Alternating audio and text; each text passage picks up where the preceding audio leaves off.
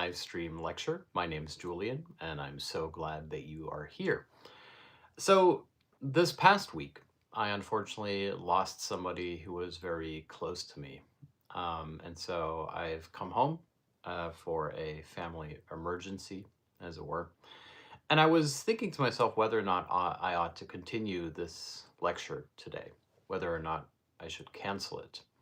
And late last night, I thought to myself, you know what? I think we should just keep on going because I think it's important to model that for others as well, to create a space in which thinking isn't something that simply stops, it's something that we continue to do together.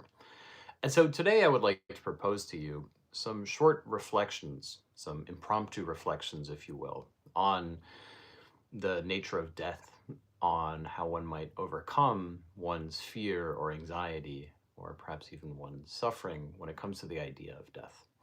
It's not going to be too grim. I'm not going to talk too much about death as such. Instead, I'd like to talk about what Gillian Rose, in a beautiful text that she wrote shortly before her death, indeed anticipating it, called Love's Work. The way in which death, as Derrida put it, is perhaps also a gift. Derrida's text, The Gift of Death, which might also be called the gift of mortality, something that even the gods could not have, or at least something the gods sought or craved after themselves. So this is going to be a slightly different lecture. Today I'm going to talk a little bit more associatively, if you will, about this theme of love's work in relationship to death and the relationship of that to philosophy. So settle in if you're interested. And I would also like to say thank you to all the patrons who continue to make these lectures possible in the first place. It is so wonderful that I don't have to worry about metrics or clickbait titles or anything like that. I feel like I get to have this really, like, genuinely, I don't know, personal space where I do exactly what I think is interesting and get to share that with you. And so thank you to the patrons who allow me to keep doing that. I really do appreciate it. If you'd like to become a patron and support my work, I'll put the link in the comments. Now, I want to say some very brief things about death in general before we move on, which is that I'm not necessarily somebody who fears death as such, but I wouldn't say that I particularly like the idea of dying. And certain, comforting ideas like sophisms about, well, death never really, death isn't real because when you die, you don't even like notice it, etc., seem to me to be not so effective because what I fear isn't so much dying as it is suffering or a slow decline. I fear dying before my time. I fear the possibility that you could wake up one day and somebody else is taken from you abruptly, as happened to me last week. It's that sense that there's something out of your control and that no matter what you do, you could still undergo loss. I think that can be terrifying. But at the same time, you can't really punish yourself too much. It's one of my favorite maxims from Michel de Montaigne, in which he writes, "If you fear that you shall suffer, you already suffer from what you fear." Which is to say, there's no point worrying about it, either for yourself or for other people. You simply have to live. You have to live as if you were going to live forever, as it were. And one way of living forever is finding something that gives you deep satisfaction, which is to say, to find some work, some project, some commitment that you can give yourself to completely, that makes you feel happy and alive inside. And this is what Gillian Rose referred to as love's work, which is to say, it's both the work that you love, inasmuch as it is love flowing through you. You access a type of immortality or even atemporality, if you will, by which you seem to defy death, and yet it is only against the horizon, which is to say, against the backdrop of our finitude, that this love's work becomes possible in the first place. This is actually an idea that we can trace all the way back to Plato. There's a wonderful description in Plato of Socrates, that there's a certain quirk about Socrates, which is that when he's walking outside the city walls, every once in a while people say that he stops. He just freezes, like he's not there for a moment. And he'll just look up into the sky or look at his feet and appeared to mumble to himself. It's like a kind of paralysis that overcomes Socrates. And this paralysis is when he is so deeply in thought that suddenly the world no longer exists for him. He's suddenly in the space of pure contemplation or thought. He's gone. He stages an inner death at this point. This is the inner death of the philosopher. You could also say this is the inner death of somebody who is truly in the flow in their work. They're no longer really there. In fact, Plato adds a little joke. He says that one of the professional hazards of being a philosopher is that you get so stuck with your head in the clouds that you might fall into like a pit without noticing that it was there. But here we have perhaps one of the initial descriptions, at least outside of mythology, of this notion of a symbolic death, of not being there and yet being thus the more there. Socrates loses himself in and to thought, and in that moment, he is also most alive. This is what within Lacanian psychoanalysis is called symbolic death. In fact, one of Lacan's basic ideas is that in order to live a full life, one has to stage such a symbolic death. One has to be dead for something, as it were. And to give you some examples of this, like you could say that when there's something you really want to do, like you really want to write a book or you really want to climb a mountain, you sort of focus yourself completely on that task. And it's very rewarding. And so you keep on doing that thing. You become dead to the world to a certain extent because you're completely focused on the task at hand. And there's a certain joy to be experienced in that dedication. But it's also the singular paradox by which when you give yourself to someone completely, when you love someone completely, and you say, I would be willing to die for you, you are also staging a symbolic death.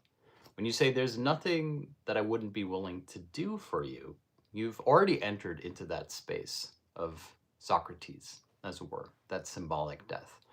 And this is one of the paradoxes of life, which is that we feel most alive when we're able to submit to either something higher than us or to somebody else. In fact, I think, to briefly put it in contemporary perspective, I think that a heightened attention to ourselves, a sort of narcissistic, solipsistic focus on our own self, can actually be a trap. Because we think that by focusing on ourselves, we're going to be more free and liberated, etc. But it can also be the other way around. By focusing exclusively on ourselves, we actually become more disembodied, more alienated. What we need instead is something else, whether it's your desire to read or to write or to teach, whether it's to garden, whether it's to create music or films, whether it's to be a productive member of your community. Which is to say, it is through acts of service that we feel connected to the world and we feel more alive. And the secondary paradox, therefore, is that we achieve a type of atemporality or even immortality precisely in this very gesture of submission. Therefore, I've always thought that the best type of death is a death that comes quickly, so without suffering, and a death that occurs when you are doing what you love. A great example of this, which surprised me very much actually that I hadn't heard about it before, is the death of Hannah Arendt. So Hannah Arendt in her later years really enjoyed intellectual company. And what she would do is that she would invite friends and students to come to her house and they would share meals together and discuss philosophy and politics, etc. And at one such dinner, Hannah Arendt was sitting at the head of the table, smoking a cigarette, having a drink, and she suddenly slumped forward. She'd had, I think, like a catastrophic cardiac event. And I think here, to my mind, I think we have, although perhaps it was not so pleasant for the guests at the table, we have the idea of a quote-unquote perfect death. Someone who was doing what they love right until the very end and who went very painlessly and with very little struggle. And of course, even when there is struggle involved, there is a way to approach one's death as a thinker, as a writer, to investigate it, not so much to greet it, in as much as to treat it as another problem to be studied. Proust certainly felt this way. As Proust was approaching the end, he knew that he was running out of time, and of course, time was the quintessential problem for Proust in his own writing. And the topic of death had already been covered very, very beautifully in Proust's In Search of Lost Time in relationship to the death of the grandmother and how the sight of her empty boots gives the protagonist this, moment of despair, essentially. Proust also suffered very much from the death of his own mother. And so death was omnipresent in Proust's own life. But his own death was something quite different, which is to say, for Proust, he was working up until the last moment. In fact, we have this beautiful letter from a friend of Proust's who went to see his body in his apartment, the famous cork-lined walls, so that Proust could work without being interrupted by exterior noise. And he saw that there was not only a stack of papers lying by Proust's bedside, but that Proust had literally been writing up until the point in which he passed. And this friend describes it beautifully. He says he compares the papers lying next to Proust's body as being the still ticking wristwatch on a dead soldier's wrist. And I think that's a beautiful image, right? It's the idea that there is something that still goes on, that continues, which isn't to say that you should work as if you want to be remembered, for who can really know whether or not they will be remembered. But instead, it's that you kept on going till the very end. And this perhaps is a gift. When Derrida talks about the gift of death, and I will return to this later, for it seems controversial to call death a gift. Perhaps this is also what he means. It's the idea that you could meet death, as it were, in your work. Another story about death that I quite like, that has philosophical consequences, and yes, I see a comment that says this reminds me of Frederick Jameson, and indeed, from what we've been told by family members, Frederick Jameson was also working up until the very end and keeping his thought alive. Perhaps to my mind, one of the cruelest deaths, certainly for someone who writes and thinks a lot, is when you lose your cognitive capacities and you are barred from even doing this. Borges has a wonderful little story in which he talks about a man who one day goes to the market. And at the market, he sees death. And he's afraid. So he runs back home, gets all his possessions packed up, and hits the road, thinking he will escape death. And in his very haste to flee from death, he of course gets in a traffic accident and dies on the side of the road. At this point, death appears, and death says, it's really funny. I wasn't expecting to see you this morning at the market. I was expecting to see you this afternoon on the side of the road. And it's a bit of a joke, of course, but there's also, as is true for all of Borges's writings, there's a certain philosophical kernel here as well, which is to say this is a story of a man meeting death on the way to trying to avoid him. He meets his fate precisely because he is trying to fight it or to resist it. In other words, it raises the sort of counterfactual question, what if the man hadn't run away from death? Would he have actually died? Now, of course, there's no easy way of answering that, to what extent we're beholden to fate, etc. But the paradoxical, indeed dialectical, kernel of insight that we can glean from this is that, therefore, to live fully is not to run away from death, but in a sense to run towards it. In fact, not to say I am running away from death, because that is precisely when death will find you, but to accept death to some extent as inevitable. And this, I think, is what Plato meant when he wrote the famous line that philosophy is learning how to die. And of course, there's different ways to interpret that line. But I think what Plato was trying to say, through Socrates, wasn't simply that one had to spend one's life preparing for or anticipating death. Which is to say, it's not about saying, how can I have a good death? How can I take care of myself and my body and the people I'm responsible to? All of which are true, of course, to some extent. But instead, we have to see it specifically from the standpoint of the philosopher. If, as I suggested before, to lose yourself in thought, to lose yourself in desubjectivization, a kind of subjective destitution, if you will, to mention a term I've used before, then here we have a love of death, a love of symbolic death, at least. The paradox by which you are more present precisely when you are desubjectivized, when you become subject to something that goes above or beyond you. And perhaps this is what it means to live a life learning how to die, which is to say, learning how to love something sufficiently that you would give yourself completely to it.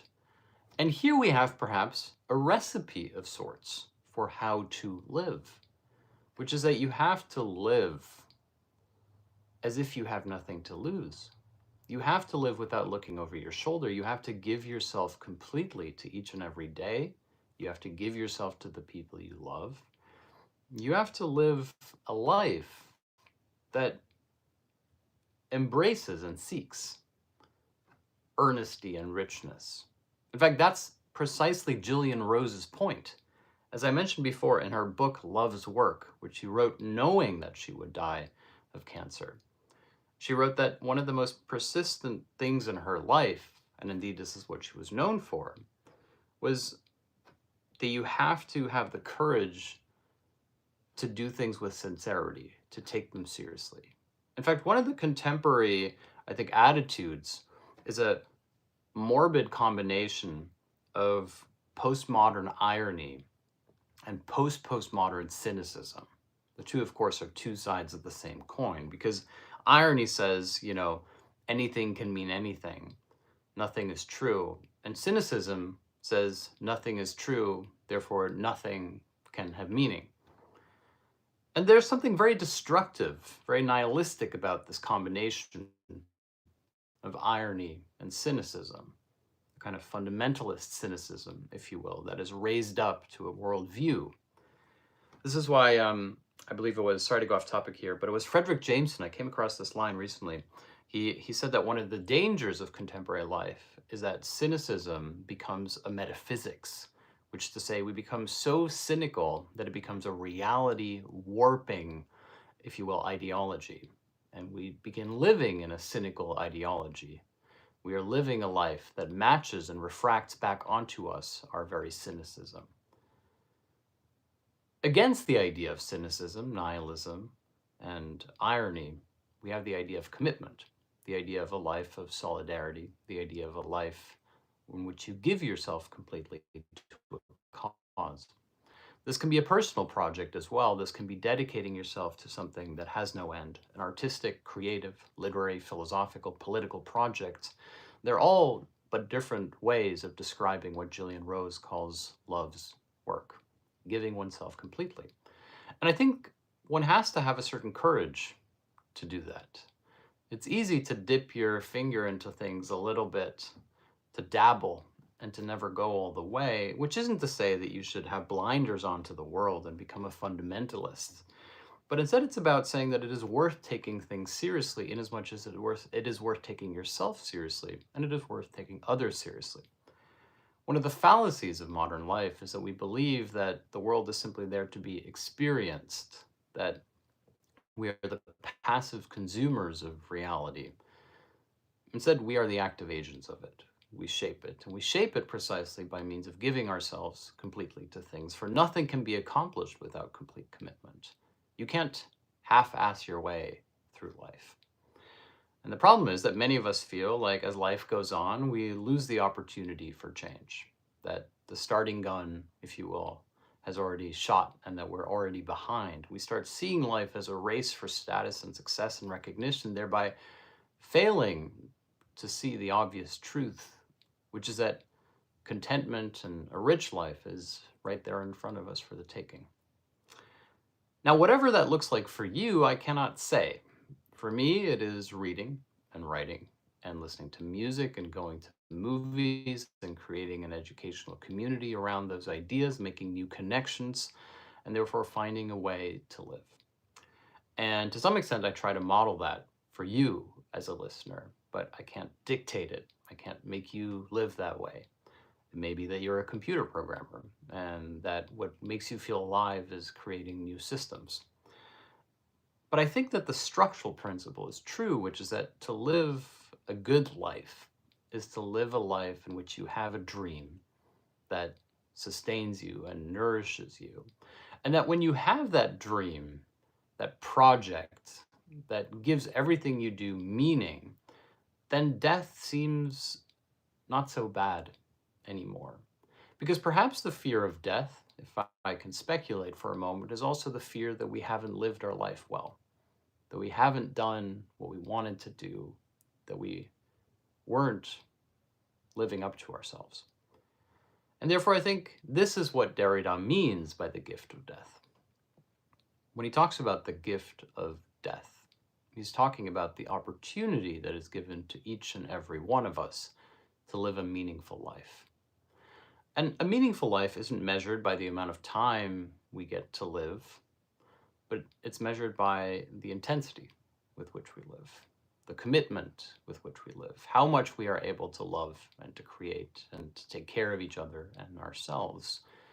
The problem, if you reduce life simply to a length of time, is that you start tending to yourself as if you were this sort of problem to be solved. You try to live forever, you track your biometrics, etc. And this can give you some form of surplus enjoyment. It can definitely ease the anxiety. But perhaps the best way, in my mind, to overcome the anxiety, which is therefore both the anxiety of death, but as Kierkegaard knew all too well, the anxiety that comes with freedom, is to commit yourself to something.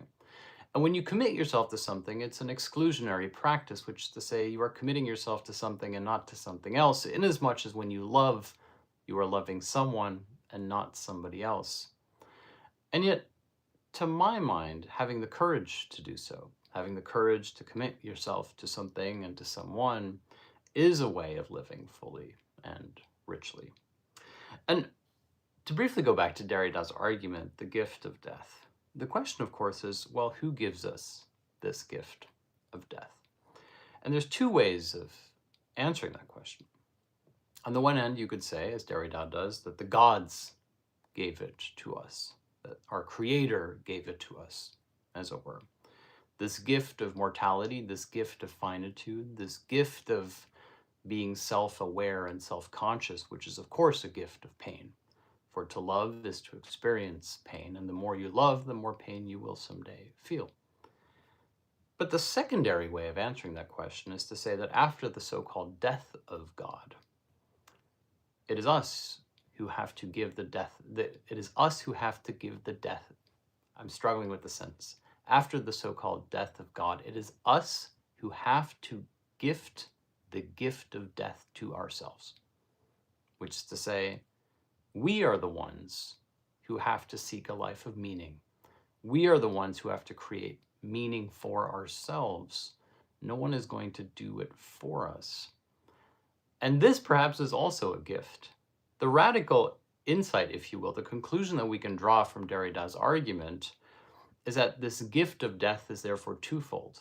It is a gift from the gods that we are finite, and yet the secondary gift is precisely that the gods retreated, that they disappeared, that they left us alone, and that in their absence we rediscovered the gift of death for ourselves. Now, of course, you may well say this is Derrida being unnecessarily Derrida-esque. It's certainly true. But I think there is an important kernel of truth here, nevertheless, which is to say, if we strip away the somewhat melodramatic language of death as a gift, etc., I think that we can go back to the simple question that underlies all philosophy, which is, what is the meaning of life, and what is our relationship to the godly, to some essence or the divine? Which is to say, a combination of ontology, metaphysics, what is the nature of being, which of course is always the question, what is the nature of non-being, and what is death if not non-being raised to the infinite? Together with teleology, the nature of purpose, which is not simply our purpose, but the nature of what things are for. What are things in the world for, but also what are we for? And here we have the existentialist question and the metaphysical question. What purpose do we serve? And how can we align our purpose with reality and shape it? And my belief, and I'm sorry if I seem unnecessarily repetitive here, my belief, therefore, is that the best way to live is to give yourself completely to that which you love.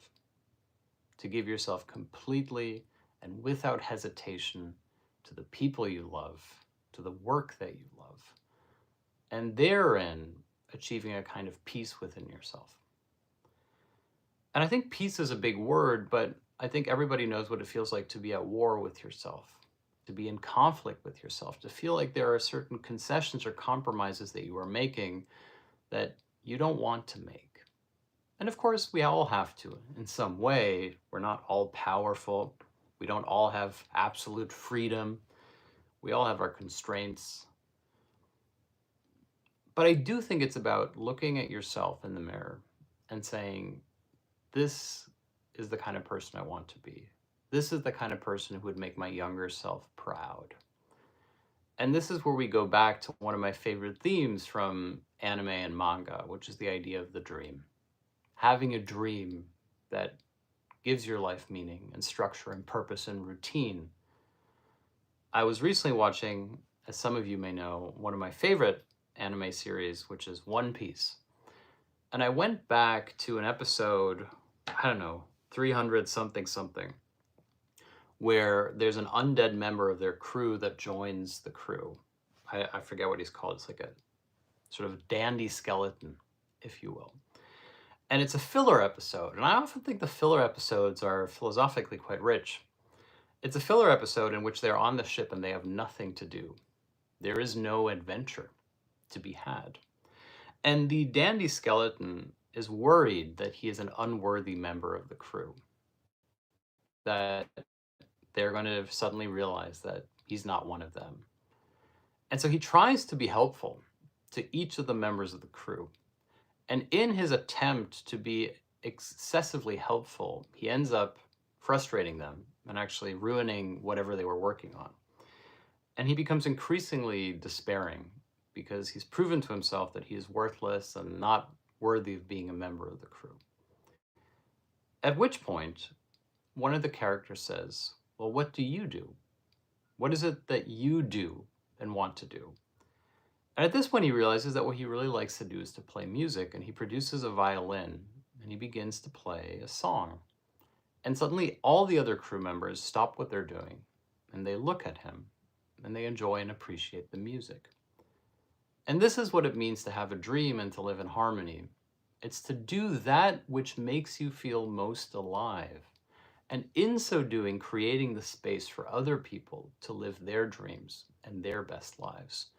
It's not about completely giving yourself in a reckless act of servitude to other people. It's about having the courage to do what makes you feel alive. And that when you do this, it creates a space of compassion and, if you will, emancipation for other people as well. And perhaps this is the ideal, the utopian moment, as it were, that we could all escape death in that instance because we were feeling all alive together. Thank you so much for listening to this somewhat unusual lecture. I hope it hasn't been too off the rails. Thank you for being part of our learning community. And if you'd like to support this project, please do consider becoming a patron. I shall see you all next week. But I will briefly announce that, unfortunately, today there will be no Discord seminar, as Jenlene and I are not able to do it together today. But we will try to return next week. Thank you so much. It has been my absolute pleasure to start my life, Freudian slip, to start my life. It feels like my life is starting over. I don't know if you've experienced that when you go through losses. It feels like one version of reality ended and another one is beginning. And it's like, it feels like day one over and over again. Thank you so much. I shall see you guys soon. Bye bye.